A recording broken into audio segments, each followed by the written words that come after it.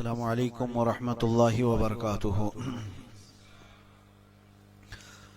الحمد للہ وکفا وسلام علی حبیبہ المصطفیٰ، اما بعد، بحمدہ تعالی وبکرم مصطفیٰ صلی اللہ تعالی علیہ وسلم۔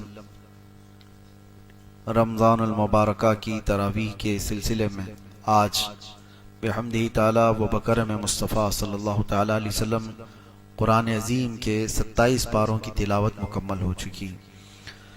اللہ کریم بقیہ 3 پاروں کی تلاوت ہمیں تجوید کے ساتھ کرنے اور آپ سب کو سماعت کرنے کی توفیق عطا فرمائے۔ آج آپ نے کئی اہم سورتوں کی تلاوت سماعت کی ہے۔ سورہ زاریات، سورہ طور، سورہ نجم، سورہ قمر، سورہ رحمان، سورہ واقعہ، سورہ حدید، یہ تمام سورتیں آج تلاوت ہوئی، اور ہر ایک میں اللہ تبارک و تعالی نے بڑے عظیم پیغامات عطا فرمائے ہیں۔ سارے سورتوں کی تفصیلات مختصر سی محفل میں بیان نہیں کی جا سکتی۔ سورہ رحمان، اس کو زینت القرآن کہا جاتا ہے، قرآن کی زینت ہے، اور اللہ کریم نے اس میں اپنی مخلوقات میں سے 2 مخلوق سے یہ پوچھ رہا ہے، ایک جنات سے اور ایک انسانوں سے۔ فَبِأَيِّ آلَاءِ رَبِّكُمَا تُكَذِّبَانِ، مشہور و معروف آیت ہے جو کنٹینیو کئی مرتبہ ریپیٹ ہوئی ہے اس سورے میں، اور اللہ تعالیٰ فرماتا ہے، اے جنات اور اے انسانوں، تم میری کون کون سی نعمتوں کو جھٹلاؤ گے۔ تو اس سے پتہ چلتا ہے کہ اللہ تبارک و تعالیٰ نے جنات کو بھی مخاطب فرمایا، تو وہ بھی مکلف ان تمام چیزوں کے ہیں، نعمتوں کی ناشکری نہ کریں، اللہ کی عبادت کریں، ان کے احکامات جیسے ہیں وہ اس مخلوق کو معلوم۔ لیکن اللہ تبارک و تعالیٰ نے سورہ رحمان میں جہاں جہاں یہ آیت بیان فرمائی، دونوں سے مخاطب کیا، انسانوں سے بھی اور جنات سے بھی۔ جنات ہمارے سے بھی زیادہ نافرمان گزرے ہیں، اور انسانوں کی پیدائش سے پہلے جنات کو اس زمین پر بھیجا گیا تھا، روایات یہ بتاتی ہیں۔ اور اسی وجہ سے فرشتوں نے جو اللہ تعالیٰ سے یہ پوچھا تھا کہ کیا تو ایسے کو اپنا خلیفہ بنائے گا جو زمین پر جا کر قتل اور خون ریزی کرے گا، فساد مچائے گا، جب اللہ تعالیٰ آدم علیہ السلام کو پیدا کر رہا تھا تو فرشتوں نے یہ سوال کیا تھا۔ تو انہوں نے کیا دیکھ کر کے سوال کیا تھا؟ فرشتوں کو کیا پہلے سے کس چیز کا علم تھا؟ انسان تو ابھی روئے زمین پر آیا بھی نہیں، اس سے پہلے فرشتے کہہ رہے ہیں ایسے کو تو بنائے گا جو زمین پر جا کر فساد مچائے گا۔ تو روایات یہ بتاتی ہیں کہ فرشتے اس بات پر قیاس کر رہے تھے، اس سے پہلے بھی ایک مخلوق آئی، وہ جنات تھے، اور ان کو روئے زمین پر جب بھیجا گیا تو انہوں نے بڑا قتل اور خون ریزی مچائی، بہت فساد کیا اس روئے زمین پر، اور جنات کی تعداد انسانوں سے بھی 10 گنا زیادہ۔ بعد میں پھر ان کو سب کو اس روئے زمین سے بھگا دیا گیا جزیروں کی طرف، اور روئے زمین کو خالی کر دیا گیا انسان کے لیے۔ اور آج الحمدللہ آپ صحیح سلامت جی رہے ہیں اس روئے زمین پر کہ جنات کو پہلے سے ہٹایا گیا۔ پھر بھی کچھ لوگوں میں آ جاتے ہیں جنات، کچھ کے تو ریئل ہوتے ہیں اور کچھ کے ناٹک ہوتے ہیں۔ جنات کا آنا جانا ہے، لیکن ان کو اتنے اختیارات نہیں ہیں جتنے آپ کو یہاں پر دیے گئے ہیں۔ قرآن میں اللہ نے آپ سے کہا کہ تم اشرف المخلوقات ہو۔ وَلَقَدْ كَرَّمْنَا بَنِي آدم، اللہ فرماتے ہم نے آدم کی اولاد کو تاج کرامت عطا کی، عزت عطا کی۔ وَحَمَلْنَاهُمْ فِي الْبَرِّ وَالْبَحْرِ، ہم نے خشکیوں میں اور تریوں میں اس کو طاقت دی ہے۔ وَفَضَّلْنَاهُمْ عَلَى كَثِيرٍ ممن خلقنا تفضیلا، اللہ فرماتا ہے ہم نے جتنی مخلوق بنائی ان میں سب سے اس کو افضل بنایا ہے۔ لقد خلقنا الانسان فی احسن تقویم، ہم نے انسان کو سب سے اچھی صورت میں بنایا۔ اللہ کی یہ پسندیدہ مخلوق، اللہ کی چنندہ مخلوق انسان ہے۔ رہی بات جنات کی، تو انہوں نے سرکشی کی، نافرمانیاں کی، لیکن ان میں بھی بہت سارے فرما بردار ہوئے، اللہ کے رسول صلی اللہ تعالی علیہ وسلم کے بتانے سے ہمیں پتہ چلتا ہے۔ حضور نے فرمایا یہ سورہ رحمان میں نے جنات کے سامنے بھی تلاوت کی تو وہ تم سے اچھا جواب دے رہے تھے، یعنی وہ رو رہے تھے اور گڑ گڑا رہے تھے اور یوں کہتے تھے کہ اے اللہ ہم تیری کسی نعمت کی ناشکری نہیں کرتے، ہم تیری کسی نعمت کو نہیں جھٹلاتے۔ تو ان آیتوں کے جواب میں دل سے آدمی کو یہ کہنا چاہیے جب بھی یہ تلاوت ہو فَبِأَيِّ آلَاءِ رَبِّكُمَا تُكَذِّبَانِ، تم کون کون سی نعمتوں کو میری جھٹلاؤ گے، تو آپ دل میں یہ اللہ کریم کی بارگاہ میں عرض کریں لا نکذب بآیاتک یا اللہ، اے اللہ ہم تیری کوئی نشانی کو نہیں جھٹلاتے، ہم تیری کسی نعمت کا انکار نہیں کرتے۔ یہ تو عربی میں ہے، جبکہ سورہ والتین جب پڑھتے تھے میرے آقا صلی اللہ تعالی علیہ وسلم، اس کی آخری آیت کیا ہے؟ الیس اللہ باحکم الحاکمین، جس کا مطلب ہوتا ہے کیا اللہ احکم الحاکمین نہیں ہے، سارے حاکموں کا حکم نہیں ہے اللہ؟ آیت یہاں پر ختم ہو گئی، سورہ بھی ختم ہو گئی، لیکن روایات یہ ملتی ہیں کہ اس کے جواب میں میرے آقا فرماتے ہیں بلا وانت احکم الحاکمین، کیوں نہیں مولا تو ہی احکم الحاکمین ہے۔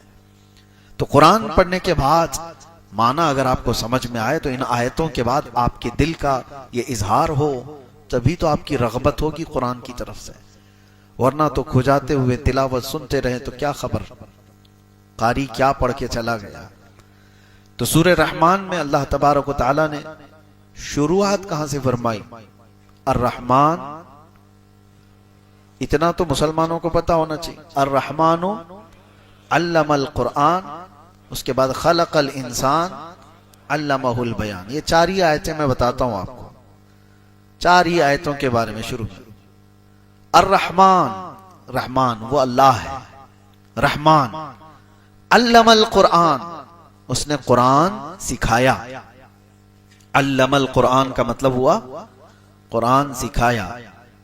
یہاں پر کس کو سکھایا ہے کچھ نہیں ہے، الرحمن علم القرآن دوسرے نمبر پر آیت ہے، رحمان ہے جس نے قرآن سکھایا۔ تیسرے نمبر پر آتی ہے خلق الانسان، پھر انسان کو پیدا کیا، انسان کو پیدا کیا۔ رحمان ہے اس نے قرآن سکھایا، انسان کو پیدا کیا۔ انسان کو پیدا کرنے والی آیت بعد میں ہے، قرآن سکھانے والی پہلے ہے۔ تو پہلے کس کو سکھایا گیا؟ پھر وہ رحمان ہے، قرآن سکھایا، کس کو سکھایا؟ وہاں تو آیت میں بعد میں آ رہا ہے خلق الانسان، انسان کو پیدا کیا۔ تو انسان کو بعد میں جب پیدا کیا گیا ہے تو قرآن کس کو سکھایا گیا ہے؟ تو اس تفسیر میں آپ دیکھیں گے تو بڑے بڑے فقہاء، بڑے بڑے مفسرین اپنی اپنی تفاسیر جو رکھیں، آپ کی آنکھیں کھلی رہ جائیں گی۔ خلق الانسان سے مراد کون سا انسان ہے؟ وہ آدم علیہ السلام ہے، آدم علیہ السلام کو پیدا کیا۔ اور علم القرآن، قرآن کس کو سکھایا؟ وہ نور محمدی کو سکھایا، جس کا فرمان خود فرمان عالی شان ہے، کنت نبیا وآدم بین الماء والتین، میں تو اس وقت بھی نبی تھا جب آدم کو مٹی اور پانی میں گوندھا جا رہا تھا۔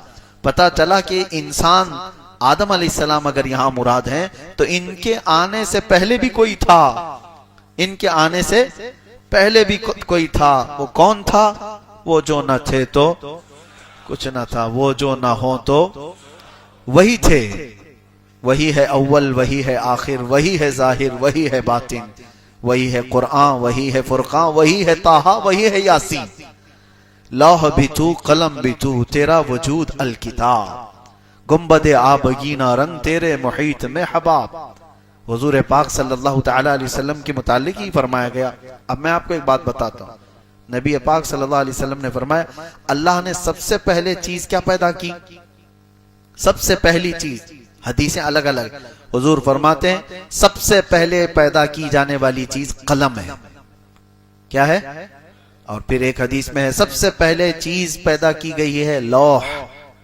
لوح کا مطلب وہ تختی جس پر سارے لوگوں کی تقدیریں لکھی گئی۔ تو ایک حدیث میں ہے کہ اللہ کے نبی صلی اللہ علیہ وسلم فرماتے ہیں سب سے پہلے اللہ نے قلم کو پیدا کیا، اور ایک حدیث میں سب سے پہلے اللہ نے لوح کو پیدا کیا، اور حدیث جابر میں تو اللہ کے نبی فرماتے ہیں سب سے پہلے اللہ نے میرے نور کو پیدا کیا،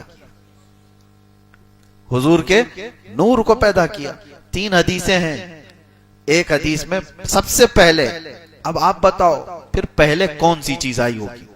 سب سے پہلے تو قلم کہا جا رہا ہے، پھر ایک حدیث میں کہا جا رہا ہے سب سے پہلے لوح ہے، پھر ایک میں کہا جا رہا ہے سب سے پہلے نور محمدی کو پیدا کیا گیا۔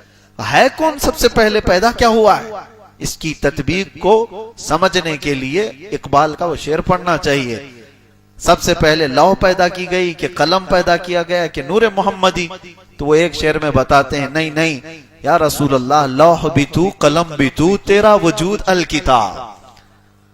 لوح بھی تو قلم بھی تو، یعنی جہاں لوح کا ذکر آیا ہے اس سے مراد رسول اللہ کی ذات، جہاں قلم کا ذکر ہے اس سے مراد بھی حضور کی ذات۔ تیرا وجود الکتاب، کتاب بھی یا رسول اللہ صلی اللہ تعالی علیہ وسلم اس سے مراد آپ ہیں۔ اور پھر یہ سب سمجھنے کے لیے یہ لوح ہو، قلم ہو، کتاب ہو، پھر اعلیٰ حضرت کو پڑھنا ہوگا، وہ جو نہ تھے تو حضور پاک صلی اللہ تعالی علیہ وسلم۔ اور ایک حدیث ہے کنتو کنزن مخفیًا، اللہ فرماتا ہے میں ایک چھپا ہوا خزانہ تھا، میں ایک چھپا ہوا خزانہ تھا۔ فَأَرَدْتُ أَنْ أُعْرَفَ، اللہ فرماتا ہے میں نے یہ ارادہ کیا کہ میں پہچانا جاؤں یا میرا تعارف کرایا جائے۔ فَخَلَقْتُ الْخَلْقِ، پھر میں نے مخلوق بنائی، خلق بنائی۔ اب اس خلق سے مراد کون ہے؟ صوفیہ فرماتے ہیں وہ رب ذوالجلال کے حبیب صلی اللہ تعالی علیہ وسلم کی ذات ہے۔ تو اللہ کے نبی صلی اللہ علیہ وسلم کو ایک لقب میں یہ کہا جاتا ہے مظہر خدا، مظہر خدا، جس کا مطلب ہوتا ہے اللہ تعالیٰ نے اپنی پہچان کے لیے جو سب سے بڑی چیز بنائی وہ محمد عربی کی ذات ہے، حضور پاک کی ذات ہے۔ سب سے بڑی چیز اللہ کی پہچان کے لیے اس کائنات میں کوئی آئی ہے چیز تو وہ کیا ہے؟ محمد عربی کی ذات۔ اور رسول کو دیکھ کر کے اگر کوئی اللہ کو نہیں پہچانا تو پھر وہ کچھ بھی نہیں پہچانا۔ ویسے تو اللہ کی ہزاروں نہیں کروڑوں نشانیاں ہیں، آسمان بھی اللہ کی نشانی، زمین بھی اللہ کی نشانی، چاند بھی اللہ کی نشانی، سورج کا مدار پر چلنا یہ بھی اللہ کی نشانی، ستارے یہ ایک دوسرے سے نہیں ٹکراتے یہ اللہ کی نشانی۔ وہ سب رب تعالیٰ نے سورہ رحمان میں بیان فرمایا یخرج منہم اللؤلؤ والمرجان، دیکھو سمندروں میں مرج البحرین یلتقیان بینہما برزخ لا یبغیان، 2 سمندروں کو اللہ ایسے چلاتا ہے کہ بیچ میں ایسا برزخ ہے، نہ ادھر کا سمندر اس میں ملتا ہے نہ ادھر کا ادھر۔ ایسے ایک جگہ نہیں کئی جگہ پر کائنات میں چیزیں موجود ہیں کہ 2 سمندر آپس میں ملتے ہیں، دونوں کا رنگ الگ، دونوں کا مزہ بھی الگ، لیکن ان کو روکنے کے لیے بیچ میں کوئی دیوار نہیں، اور پانی ہے کہ برابر نہ اس کا رنگ اس میں آتا ہے نہ اس کا رنگ اس میں آتا ہے۔ اور قرآن میں اللہ فرماتا ہے بینہما برزخ لا یبغیان، ان دونوں کے بیچ میں ایک برزخ ہے جو ان کو ملنے نہیں دیتا۔ وہ کیا ہے برزخ؟ نہ دیوار ہے نہ لکڑی ہے نہ کپڑا ہے، کچھ بھی نہیں ہے، لیکن اللہ فرما رہا ہے کوئی حکم ہے جو انہیں ملنے سے روکا ہوا ہے، کوئی حکم ہے، وہ اللہ کا حکم ہے۔ اور پھر مولا فرماتا ہے ان دونوں سمندروں سے موتی اور مرجان نکلتے ہیں، یخرج منہم اللؤلؤ والمرجان۔ پھر اللہ تعالیٰ فرماتا ہے وَلَهُ الْجَوَارِ الْمُنْشَآتُ فِي الْبَحْرِ كَالْأَعْلَامِ، اور پھر اللہ تعالیٰ فرماتا ہے کل من علیہا فان وَيَبْقَى وَجْهُ رَبِّكَ ذُو الْجَلَالِ وَالْإِكْرَامِ، یہ ساری کائنات میں جتنی طاقتور چیزیں تم دیکھ رہے ہو سب کے سب فنا ہو جائیں گی، باقی رہنے والی صرف تمہارے رب کی ذات ہے۔ سب چیزیں فنا ہو جائیں گی۔ یہ پہاڑ، اونچے اونچے پہاڑ جس کو ختم کرنے کے لیے سالوں لگ جاتے ہیں، ایک پہاڑ کو کاٹنے لگ جاؤ تو تمہاری زندگی ختم ہو جائے، لیکن یہ طاقتور پہاڑ اڑا دیے جائیں گے روئی کے پھائے کی طرح، یہ سارے سمندر اچھال دیے جائیں گے۔ وَإِذَا الْبِحَارُ سُجِّرَتْ، اللہ نے قرآن میں فرمایا سمندروں میں آگ لگا دی جائے گی، چاند اور سورج ٹکرا دیے جائیں گے۔ اذا الشمس كورت واذا النجوم انكدرت، ستارے آپس میں ٹکرا دیے جائیں گے، چاند اور سورج کو ٹکرا دیا جائے گا، زمین میں ایک بڑا طوفان ہوگا، سب فنا ہو جائیں گے۔ لیکن اللہ رب العزت فرماتا وَيَبْقَى وَجْهُ رَبِّكَ ذُو الْجَلَالِ وَالْإِكْرَامِ، عظمت اور جلال والے تمہارے رب کی ذات باقی رہے گی، باقی کچھ نہیں رہے گا۔ اور یہ ساری نشانیاں بتا کر رب تبارک و تعالیٰ فرماتا ہے پھر تم کون کون سی نعمتوں کو جھٹلاؤ گے۔ اور ہم نے سورہ زاریات میں ایک بات یہ بھی پڑھی، ایک آیت یہ بھی پڑھی، اللہ فرماتا ہے وَفِي أَنفُسِكُمْ أَفَلَا تُبْصِرُونَ، تمہاری ذات میں میری نشانی ہے، کیوں دیکھتے نہیں؟ وَفِي السَّمَاءِ رِزْقُكُمْ وَمَا تُوعَدُونَ، اللہ تعالیٰ نے اس میں فرمایا، ایک ہی آیت اگر آپ سمجھو، تمہاری ذات میں میری نشانی ہے، کیا مطلب ہے؟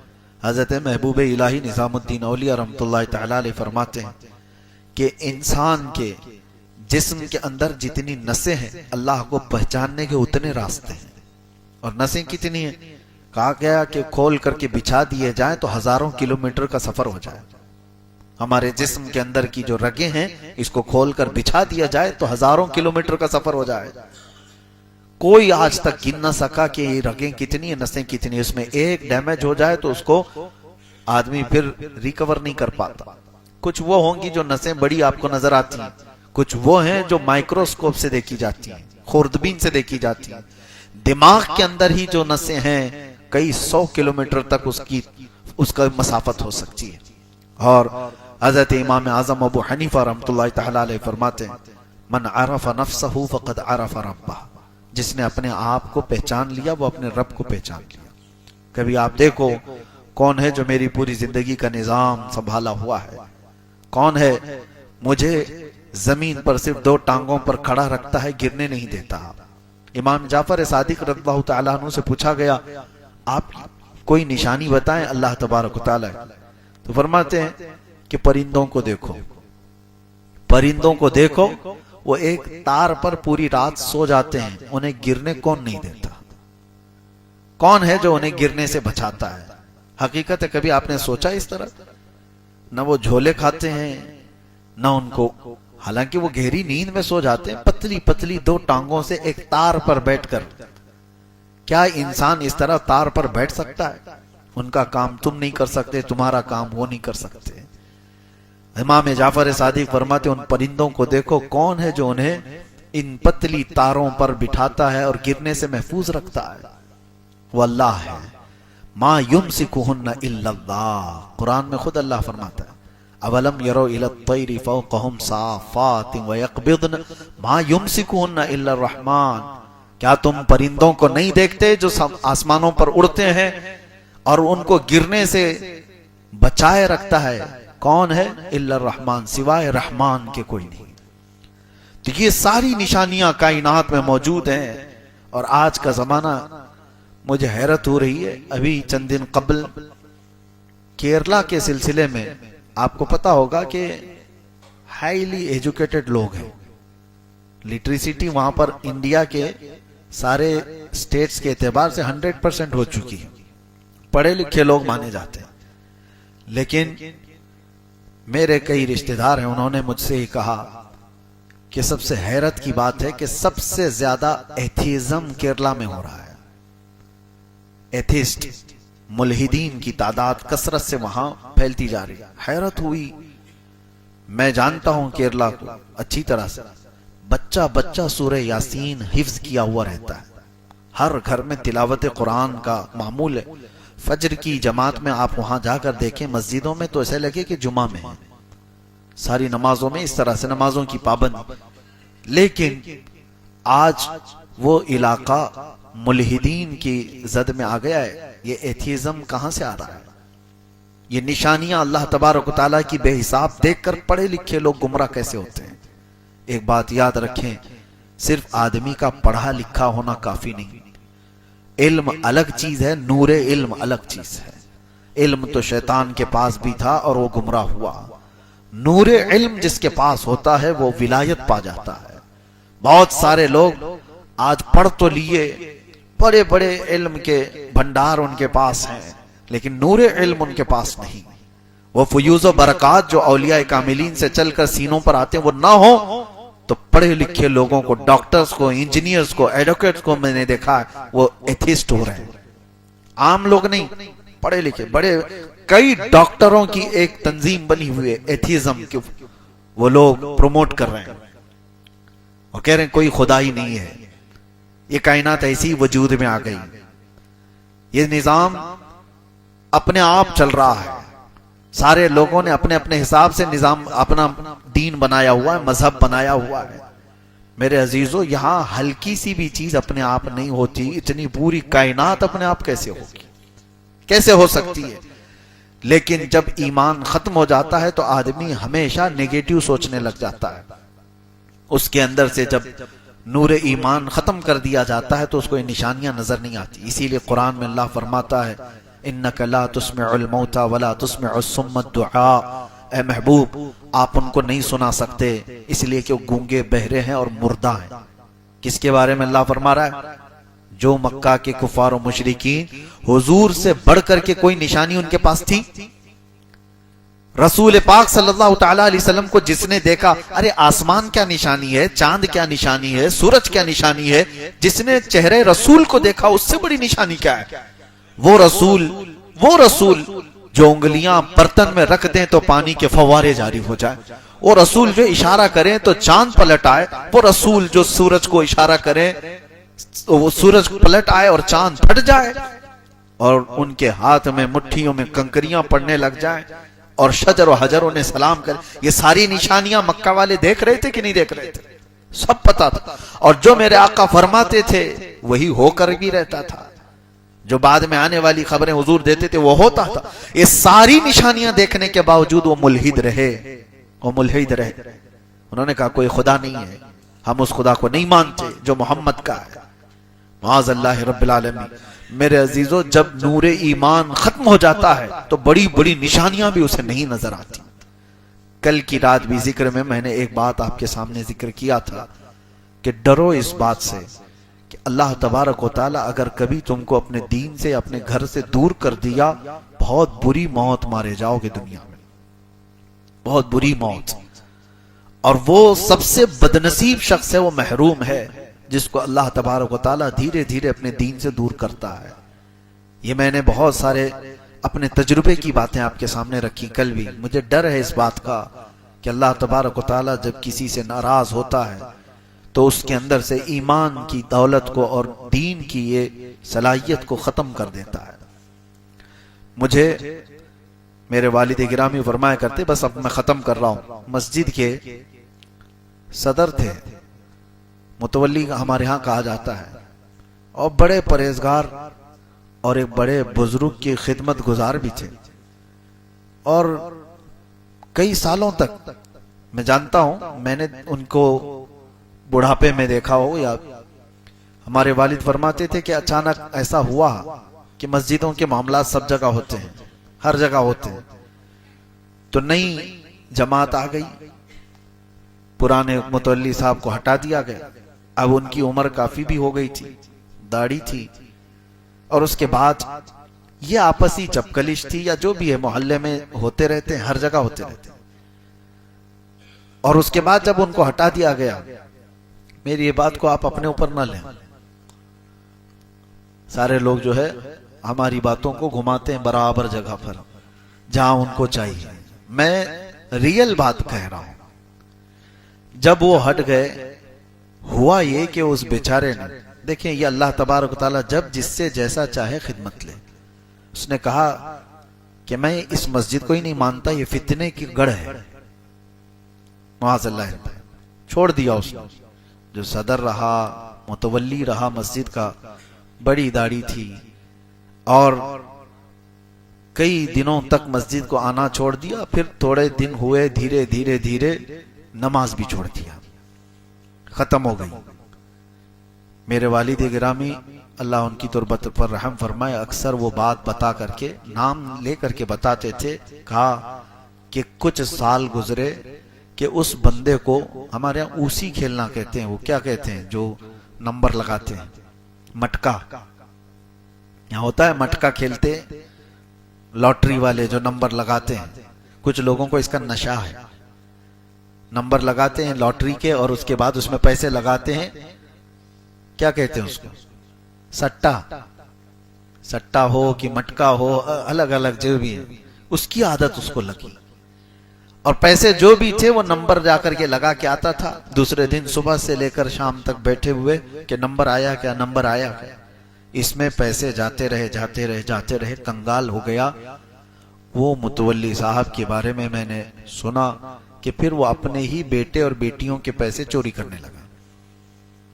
یہاں تک نوبت آ گئی اور بیٹے اور بیٹیوں کو ایک بار دو بار سمجھ میں آئے، بعد میں پھر دیکھا کہ بڑھاپے میں ابا کا حال یہ ہو گیا ہے کہ کہیں پیسے رکھو تو اٹھا کے لے جاتے ہیں اور وہ سٹے میں لگا کر آ جائے۔ سٹہ بازی کرتے کرتے اتنا تباہ و برباد ہوا، آج رونگٹے کھڑے ہو جاتے ہیں کہتے ہوئے رمضان کے مہینے میں شراب کی حالت میں اس کی موت ہوئی۔ وہ شراب پیتا رہا کسی ایک گھر کے کٹے پر باہر، آخری وقت اس کا وہاں پر دیکھا گیا جب اس کی روح نکلی۔ وہ رمضان کا مہینہ تھا لیکن شراب کی حالت میں۔ ڈر آتا ہے اس بات کو لے کر کے اللہ تبارک و تعالی جب کسی کو دور کر دے تو میرے عزیزو اس کی بہت بری موت ہو جاتی ہے۔ ہمیشہ یہ دعا کرو کہ مولا جب خطائیں ہو جائیں تو تو مجھے سنبھال لے، جب غلطیاں ہو جائیں تو توبہ کی توفیق دے دے۔ ملحد نہ بن جائے بندہ، دھیرے دھیرے خدا کا انکار کر جاتا ہے۔ یہ شروعات کہاں سے ہوتی ہے؟ ایک بات بتا دیتا ہوں، شروعات بہت چھوٹی چیزوں سے ہوتی ہے۔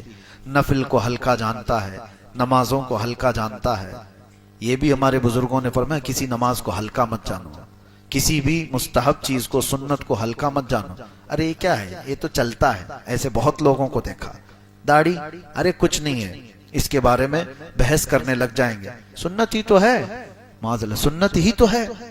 ارے سب کچھ ہی سنت ہے ہمارے لیے، سنت ہی تو ہے کیا؟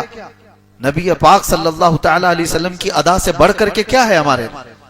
نہیں رکھا الگ بات ہے، لیکن اس کو ہلکا جانا کفر ہے، تحقیر کفر ہے۔ حتیٰ کہ بکری چرانے والے عمل کو بھی کسی نے ہلکا جانا کہ یہ تو گھٹیا عمل ہے، معاذ اللہ وہ کافر ہو گیا۔ اس لیے کہ انبیاء کرام علیہ السلام کا عمل ہے، اور یہاں سے بندے کی شروعات ہوتی ہے۔ وہ نفل کو سنتوں کو ہلکا جاننے لگا۔ ہم نے بہت سارے، مجھے آج یہ بات یاد آتی ہے ہمارے بزرگوں نے چھوٹی چھوٹی چیزوں پر کیوں پابندی کرائی۔ سنیوں کو دیکھو بغیر ٹوپی کے نماز نہیں پڑھتے، حالانکہ فرض اور واجب نہیں ہے۔ کیوں رکھا جاتا ہے؟ اس لیے کہ تم عام حالت کو اور نماز کی حالت کو ایک طرح مت سمجھو، تمہارے دل میں نماز کا ہلکا پن نہ آئے۔ کیوں یہ سب چیزیں رکھی گئیں؟ قرآن پاک کو آپ جس طرح سے، یہ کتاب ہے، یہ ورق ہے، اصل قرآن علم الہی ہے، لیکن اس کا ادب ہمیں کتنا سکھایا گیا، ان اوراق کا، یہ پٹھے کا کتنا ادب سکھایا گیا۔ ہم نیچے زمین پر گرنے نہیں دیتے۔ وجہ کیا ہے؟ تم اس کو عام کتاب ہی سمجھتے رہو، ہے تو یہ کتاب، ہے تو یہ ورق، یہ چھپا ہوا ایسی ہے جیسے دوسری کتابیں چھپی ہوئی پرنٹ ہے۔ اصل قرآن وہ علم الہی ہے، وہ فنا نہیں ہوگا۔ یہ تو اوراق والا کتاب، یہ جو ہے یہ تو فنا ہو جائے گی، یہ اوراق جو ہیں یہ تو ختم ہو جائیں گے۔ بوسیدہ ہو گئے، آپ دفن کر دیے، آپ پانی میں ڈال دیے، کچھ بھی کر دیے، بوسیدہ ہو سکتے ہیں، لیکن علم الہی جو کلام الہی ہے وہ فنا نہیں ہوگا۔ لیکن اس کے باوجود ان اوراق پر موجود کتاب کا بھی ہمیں ادب سکھایا گیا۔ یہ تمام چیزیں الحمدللہ اہل سنت و جماعت میں آج تک برقرار رکھی گئیں، اس لیے کہ یہاں سے شروعات ہوتی ہے اور بندہ اوپر پہنچتے پہنچتے پہنچتے اولیاء کا منکر ہوتا ہے پہلے، اور کہتا ہے یہ غوث خواجہ کیا چیز ہے، یہ اماموں کا کیا ہے، وہ بھی ویسے ہی تھے جیسے ہم تھے۔ وہاں تک بات کرتے کرتے معاذ اللہ پھر وہ رسول تک پہنچتا ہے، رسول اللہ صلی اللہ تعالی علیہ، اور اس کے بعد پھر وہ یہ کہتا ہے وہ خدا ہی غلط تھا جو محمد کو پیدا کیا، نعوذ باللہ من ذالک۔ یہ میں نہیں کہہ رہا ہوں، بزرگان دین نے یہ سلسلہ بتایا ہے کہ گمراہ ہونے کے اس کے طریقے کیا ہیں، اور یہ بھی بزرگوں نے فرمایا اللہ تبارک و تعالی جب کسی کو دین سے دور کرتا ہے تو سب سے پہلے اس کو علماء کی گستاخی میں لگا دیتا ہے۔ علماء کی بے ادبی اور گستاخی میں وہ انسان ملوث ہوتا ہے، اور اس لیے کہ ان سے حسد کرتے کرتے کرتے وہ علم کا دشمن ہوتا ہے، دین کا دشمن ہوتا ہے، اس شکل کا دشمن ہوتا ہے، اور پھر وہ نبی تک چلا جاتا ہے۔ اللہ تبارک و تعالی حفاظت فرمائے، الہاد اور بے دینی سے اللہ ہماری حفاظت فرمائے۔ رب تبارک و تعالی بقیہ قرآن عظیم پر ہمیں عمل کی توفیق عطا فرمائے۔ وآخر دعوانا ان الحمدللہ رب العالمین۔ السلام علیکم۔